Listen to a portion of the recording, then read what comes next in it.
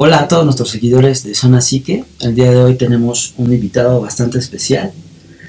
Él es licenciado en Psicología y maestro en Filosofía por la UNAM, doctor en Saberes sobre Subjetividad y Violencia por el Colegio de Saberes, autor del libro Escritos Nómadas, publicado por la UNAM. Además, es coautor en los libros Los niños al diván, La clínica del amor, Los artistas y el psicoanálisis, Goce y adicciones, publicados por Lapsus de Toledo, España, Late.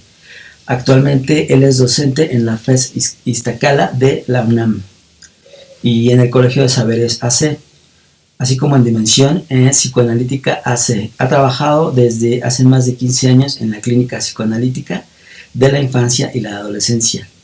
Él es el maestro Octavio Patiño García. Hola Octavio, ¿cómo estás? Bien, Carlos, gracias por la invitación aquí a esta charla. Pues muchas gracias a ti por tu tiempo, ¿no? Por cedernos un poquito de tu tiempo. Y pues me gustaría pues comenzar preguntándote, ¿no? ¿En qué momento a ti te llamó la atención esto de estudiar filosofía? ¿Cuál fue el punto de unión? ¿No? Pues digamos que fue un asunto muy curioso, Sí. en el que mi pasión me llevaba hacia allá, pero la inercia de los comentarios en el momento en que yo era estudiante, claro, me llevaban hacia otro lado, ¿no? Digamos que las cosas comienzan en un tiempo en que yo no estudiaba, fue antes de la prepa, antes del CCH, y claro, trabajaba yo en una constructora. Ya. Trabajaba yo en oficina y estaba de asistente de un ingeniero. Uh-huh. Este ingeniero electricista, que por cierto acaba de fallecer, un asunto muy fuerte para mí porque representó mucho en un tiempo de mi vida, ¿no? Claro. Él pues me acercó a muchas cuestiones, no del lado de la filosofía, curioso, sino del lado de todo lo que ocurría políticamente en el país en esos años, en los 90s. Claro. Pero también me acercaba a leer periódicos, a leer revistas donde venían algunos suplementos de cultura, ajá, opiniones de algunos pensadores, y de pronto también me empecé a acercar a programas de radio que escuchaba, Radio UNAM, por ejemplo, uh-huh, y se planteaban aspectos de la cultura que a mí me interesaban. Bueno, después entró yo al CCH, y al llegar a las clases de filosofía me doy cuenta de que se convierte en algo muy apasionante para mí. Claro. Pero ahí fue donde ocurre este asunto de que se decía en ese tiempo, ajá, que cuando ibas a pasar a la licenciatura no te daban tu primera opción, sino la segunda. Ya, sí. Y fíjate qué cosas que yo pongo como primera opción, ajá, psicología, ajá, pensando que me iban a dar la segunda, filosofía. Claro. Y no fue así, me dieron la primera opción, que era psicología. Psicología. Entonces, el destino. Traté de cambiarme durante un año, pero de pronto me doy cuenta que ahí, porque yo leía mucho a los filósofos, ¿no? A Karel Kossik, leía, me acercaba a Heidegger. Exacto. Bueno, estaba yo ahí en estos filósofos, a Sartre, ¿no? Jean-Paul Sartre. Pero curiosamente llegando y luego llego a Iztacala, la cuna conductista, ¿no? Claro. Imagínate ahí las ratas, los pichones, todo esto. Por la época, pues ¿no? Yo sentía una gran frustración y un poco también en el sentido de esta contrariedad del deseo, ¿no? Claro. Hasta que de pronto un profesor me da unas lecturas, uh-huh, en las que íbamos a leer a Santo Tomás, San Agustín, y a pensar el alma, la pasión, uh-huh, la cuestión de las los apetitos, las concupiscencias. Entonces dije, caray, Sí, sí. esto es otra cosa, ¿no? Y fue por estos profesores Ajá. que empezaron a dar lecturas de otro tipo, Ya, sí.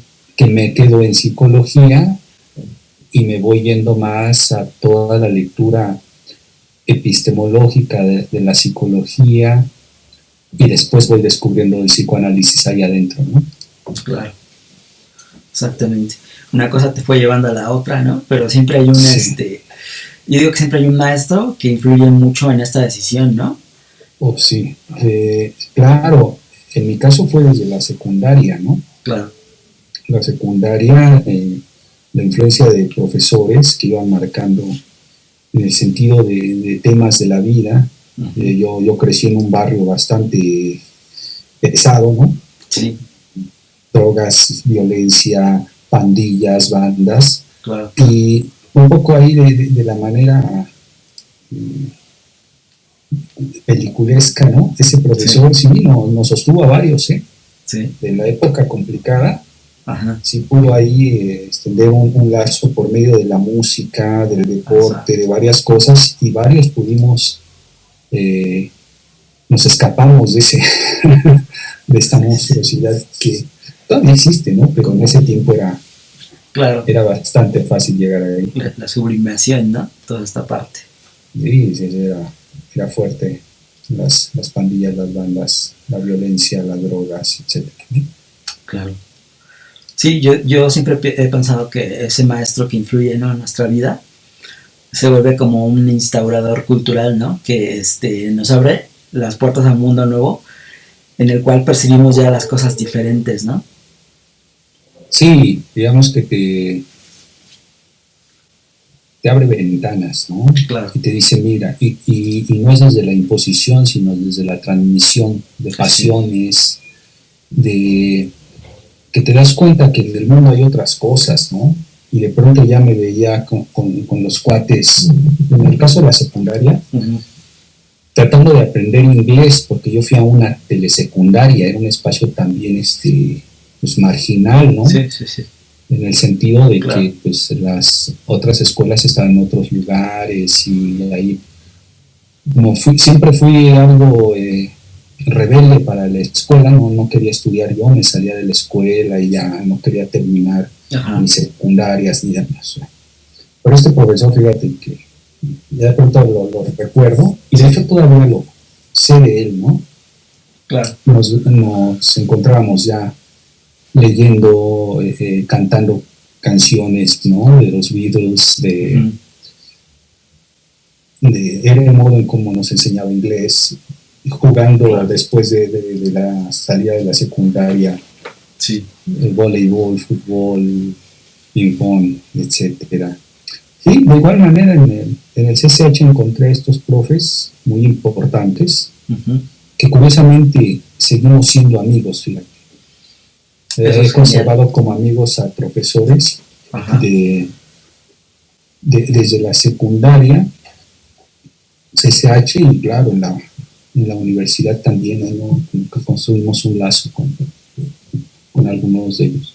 Sí, sí, considero que es importante, ¿no? Toda esa parte, y pues bien lo mencionas, la música, ¿no? A veces también la música es una conexión con el conocimiento, ¿no? Incluso pues ya refiriendo un poquito a Nietzsche, ¿no? Esta parte de filosófica de la música, ¿no? Sí. Tú para ti... Una expresión, una manifestación, sí. Sí, digo, para ti, ¿qué filósofo crees o consideras que ha repercutido más en tu pensamiento, en tu vida? Pues varios, ¿no? Heráclito para mí fue fundamental desde que lo conocí en CCH, la cuestión de todo. Para mí Heráclito es el movimiento, ¿no? Es el movimiento, son interrogantes, bueno, es planteamiento también de una dialéctica heraclitiana, ¿no? Ahí.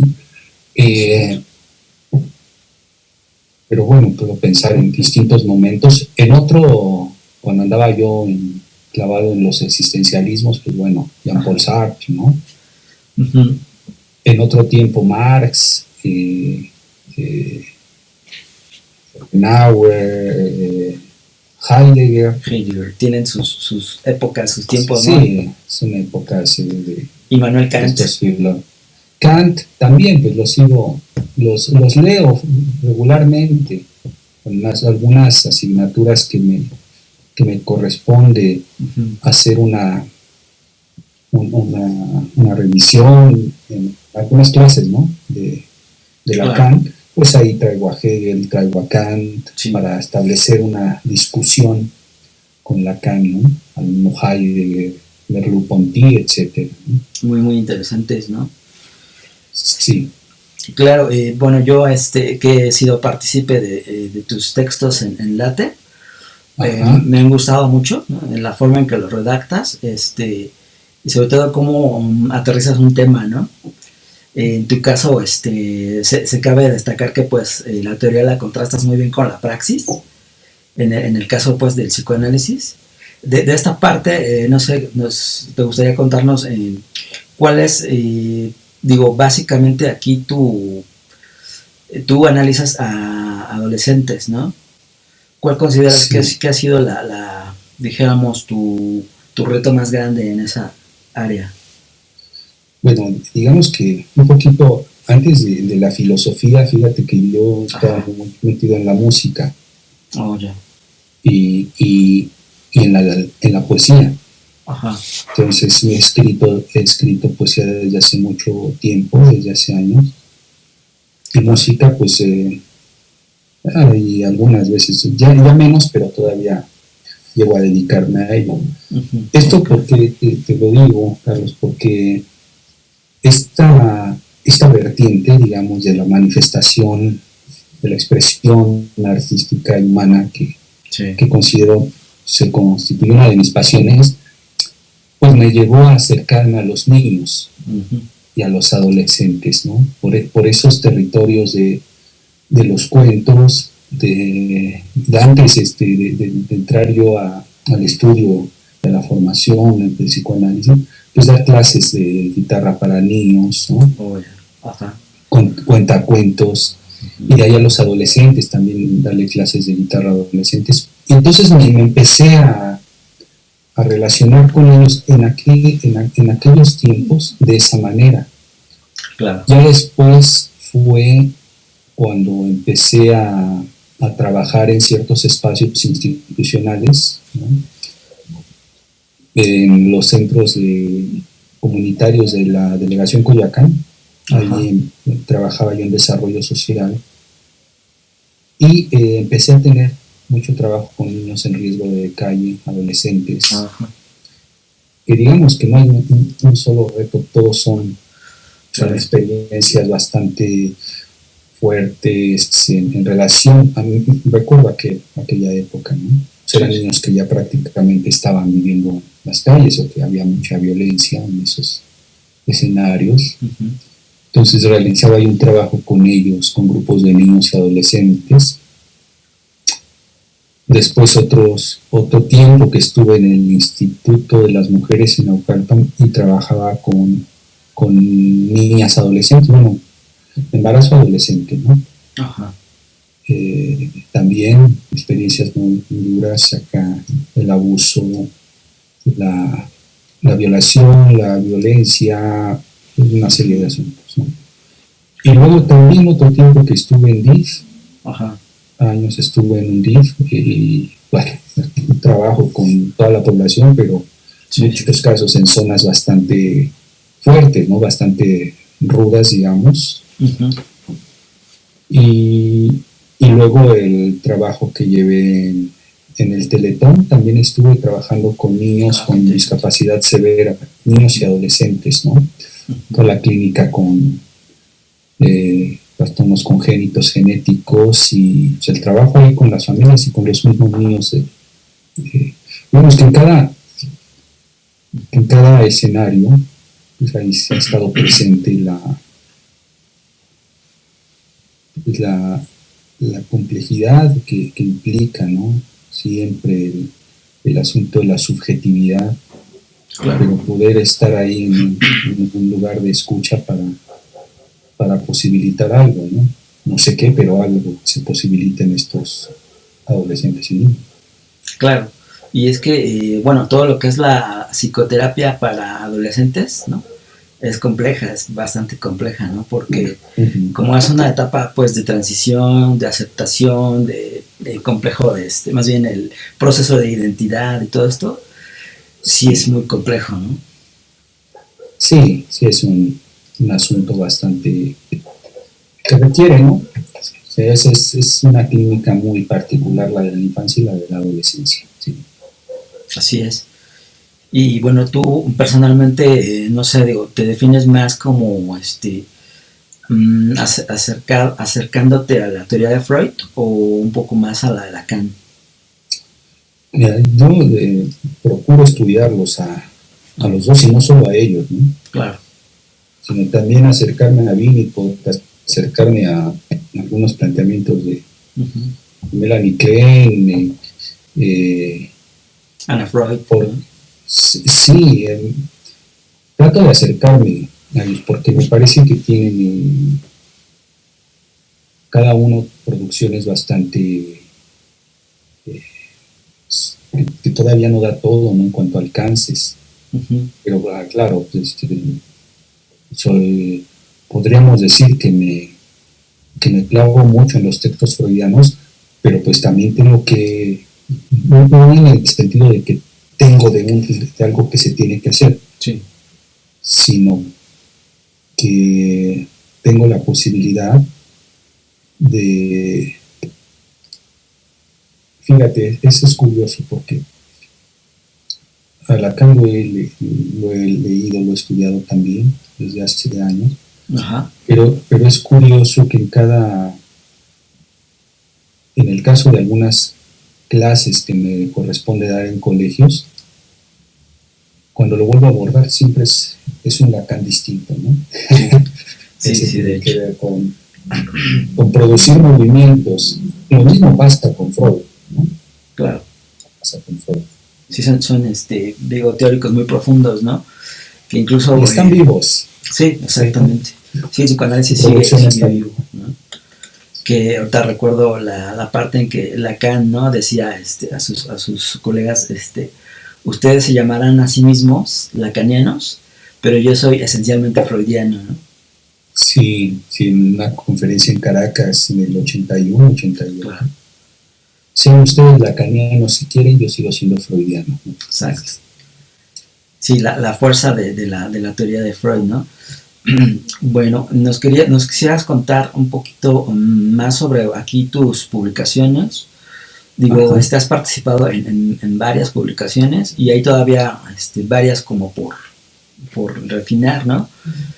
Aquí, por ejemplo, el libro de Escritos Nómadas, ¿no? Por la UNAM.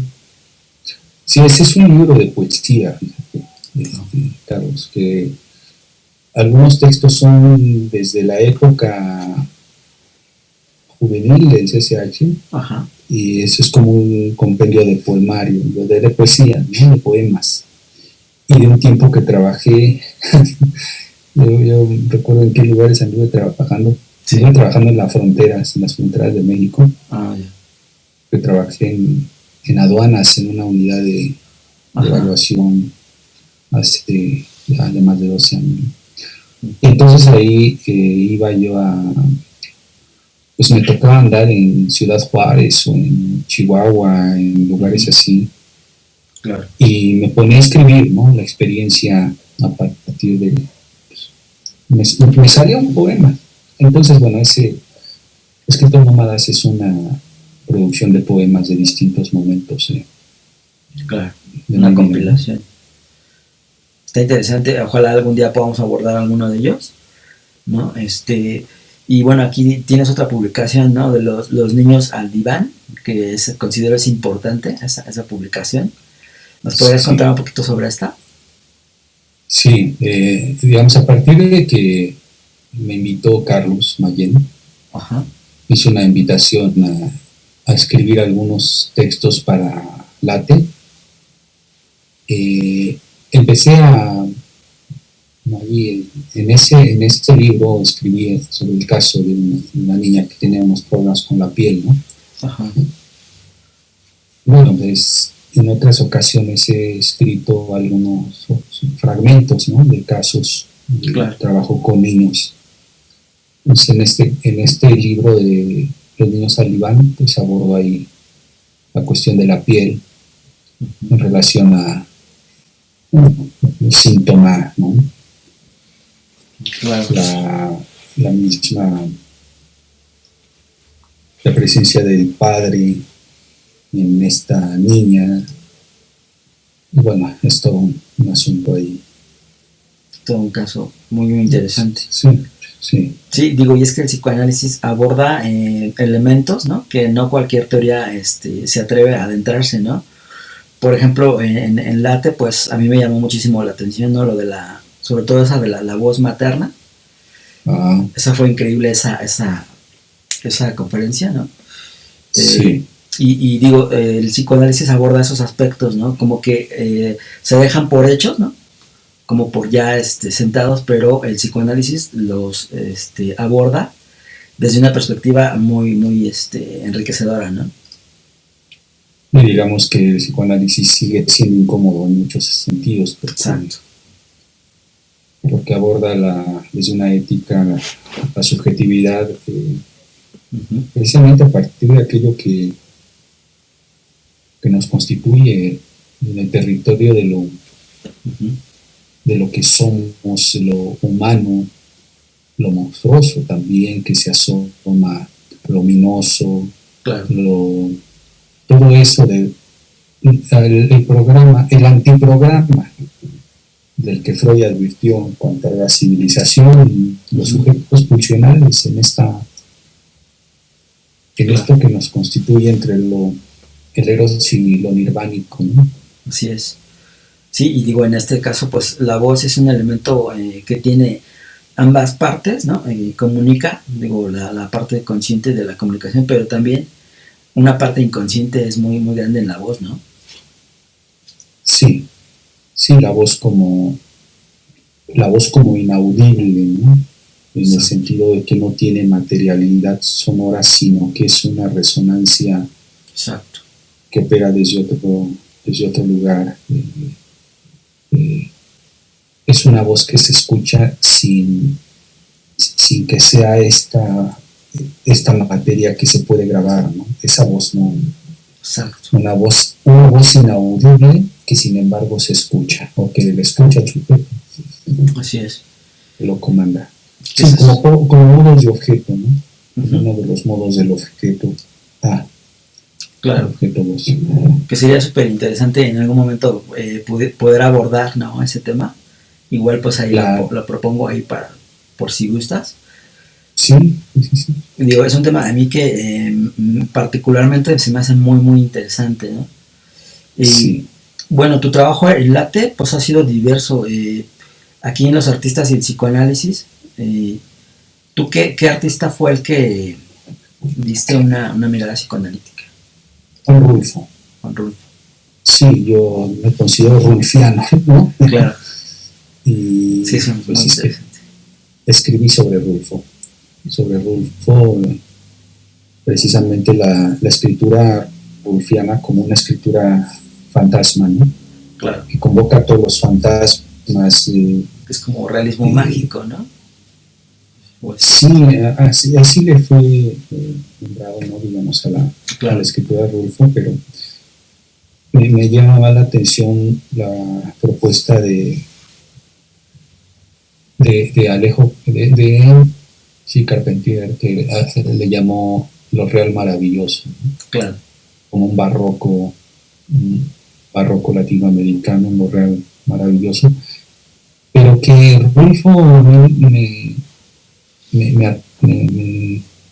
ha atrapado, me sigue atrapando, porque me parece que en su escritura es precisamente la manifestación humana de estas voces, precisamente hablando de la voz. De las voces, exacto. Las voces que están en Rulfo. Muchas actúan como conciencia, ¿no? Sí. Y otras como un deber, ¿no? Sí, digamos, como fantasma, ¿no? Exacto. Y que se relaciona también con la clínica, ¿no? Porque estas Sí, voces, de cierta forma, son como un reclamo, ¿no? A veces del pasado o a veces ujú, de la misma falta, ¿no? claro, sí, Sí, a mí me parece muy interesante también la escritura de Juan Rulfo y esta comunicación es como un puente, ¿no? Un puente hacia lo que es desconocido. En este caso, pues, el mundo, como dijéramos, del más allá, ¿no? sí, cuando Calderón de la Barca escribe La vida es sueño, Ujú. creo que para Rulfo sería el sueño es vida, ¿no? El sueño es la vida, el sueño es... Claro. Porque me parece que hay en Rulfo se, se desmoronan, se destruyen Ajá, la frontera entre el sueño y la realidad, ¿no? claro. Sí, es Por bastante eso me parece interesante. apasionante, Rulfo, apasionante. A mí dentro de los escritores aquí, bueno, mexicanos, pues me gusta mucho Carlos Fuentes, ¿no? Sí, También maneja parte de esta literatura como fantasmagórica y con un poco de tinte, dijéramos, como gótico, ¿no?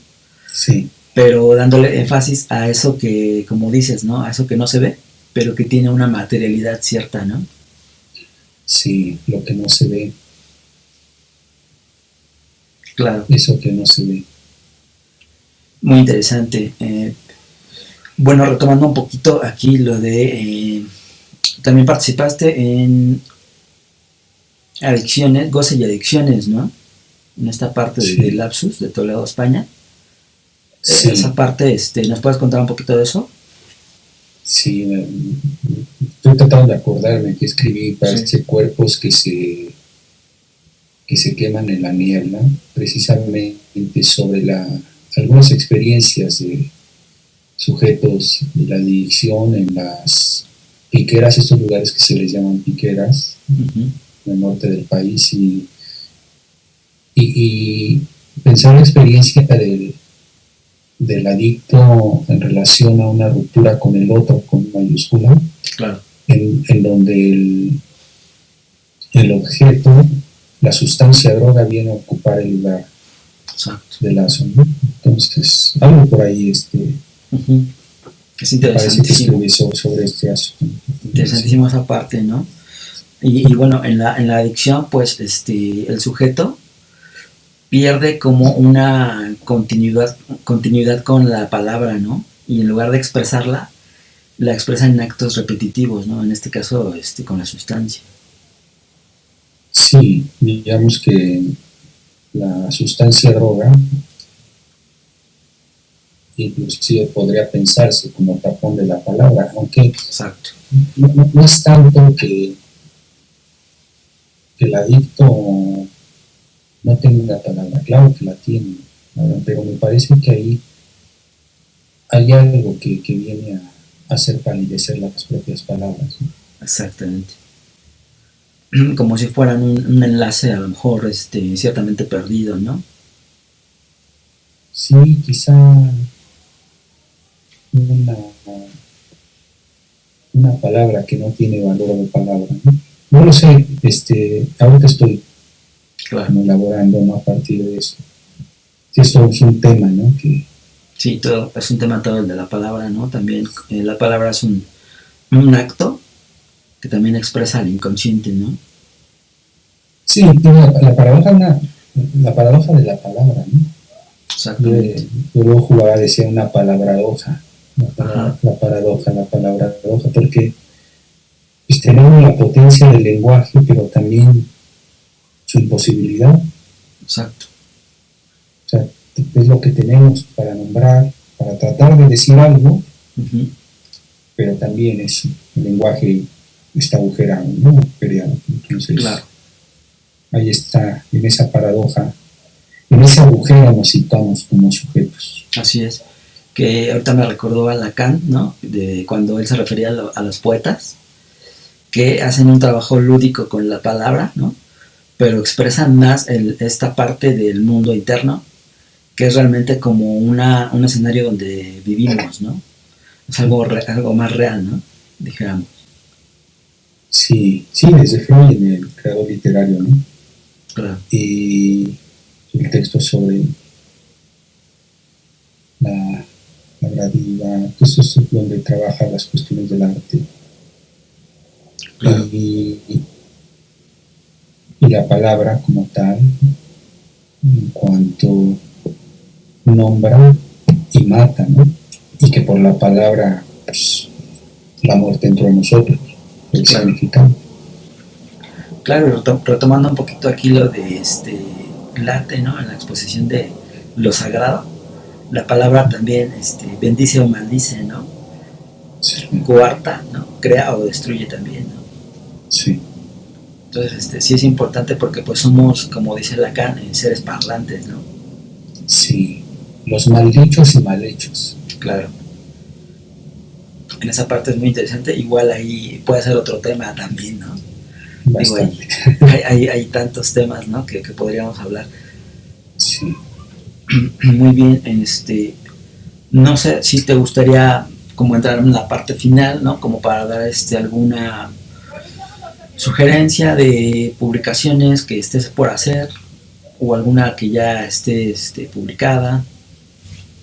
Sí, bueno, pues ahorita ahí en puerta hay algunos escritos. Uh-huh.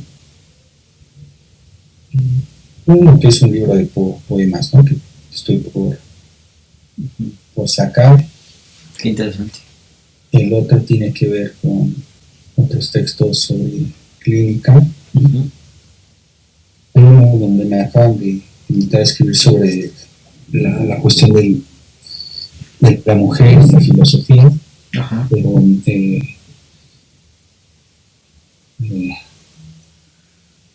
y bueno, no recuerdo otro que también me habían invitado. Hace poco también escribí algo sobre Uh-huh. en un libro donde se llama Educación y Psicoanálisis, ¿no? Tejiendo lazos en la institución escolar. Uh-huh. Escribía un poco ahí sobre la relación de la infancia y las pantallas. Oh, ya. Muy interesante. Ahorita me acordé, digo, porque también hace mucho tiempo escribía poesía, pero pues lo dejé, ¿no? Es algo que sí me gusta, ¿no? Me atrae. Y ahorita me acordé que también precisamente me invitaron a colaborar en un libro, pero vaya, la poesía a veces surge, ¿no? De repente, cuando pensabas haberla olvidado, surge de repente por ahí sí. esa aparición de la palabra lúdica en la poesía, ¿no? Sí, sí es intempestiva, ¿no? No sabes cuándo te asalta. Claro, claro, así es esto. Y bueno, me acordé ahorita de una frase de Juan Rulfo, precisamente. El tiempo es más pesado que la más pesada carga que puede soportar el hombre, ¿no? Sí. Y pues sus obras hablan mucho o tratan mucho el tema, ¿no? Del tiempo. Juegan mucho con el tiempo. Sí, el tiempo es... Hace rato precisamente platicaba con una alumna de la UNAM que está haciendo su tesis. Ajá. Sobre el horror, sobre el terror, ¿no? Y platicábamos precisamente sobre el tiempo. La atemporalidad del inconsciente. Exacto. El tiempo de Benjamin, ¿no? Walter Benjamin, este filósofo. Hablando de filósofos, uno que ha sido fundamental, Walter Benjamin también. Claro. Y bueno, pues sí, toda la cuestión del tiempo, del psiquismo, el tiempo subjetivo, pues es un tiempo también poético, ¿no? Intempestivo. Que incluso, bueno, hasta en la cultura griega, ¿no? Cronos, el devorador de dioses. Uh-huh. Sí, las experiencias del tiempo son muy... Las filosofías del tiempo.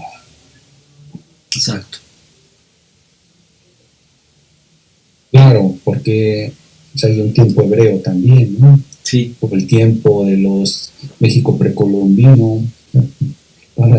La configuración es diferente, ¿no? Sí, intentos de atrapar algo. Exacto.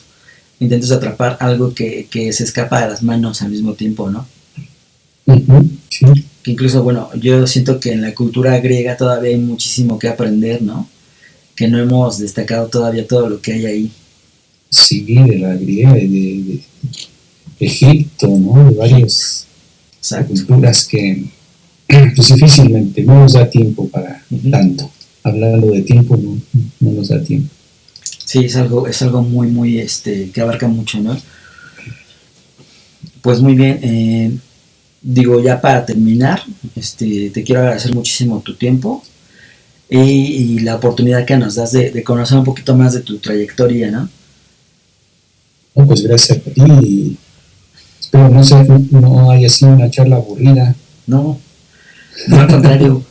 A mí me gusta mucho también la filosofía, ¿no? Igual pues no es mi fuerte, pero vaya que es la madre de la psicología, ¿no? O sea, de entrada y es muy muy respetable.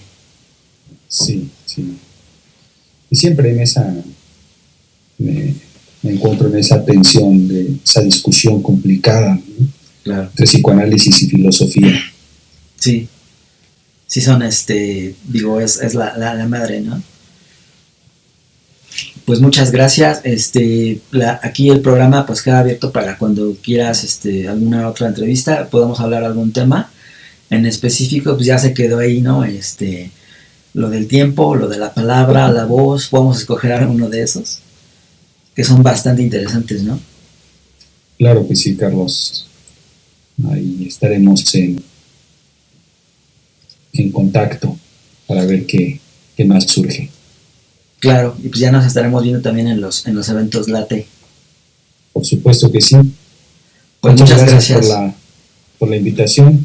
Gracias, Zona. Gracias. Así que estamos en contacto. Muchas gracias. hasta luego.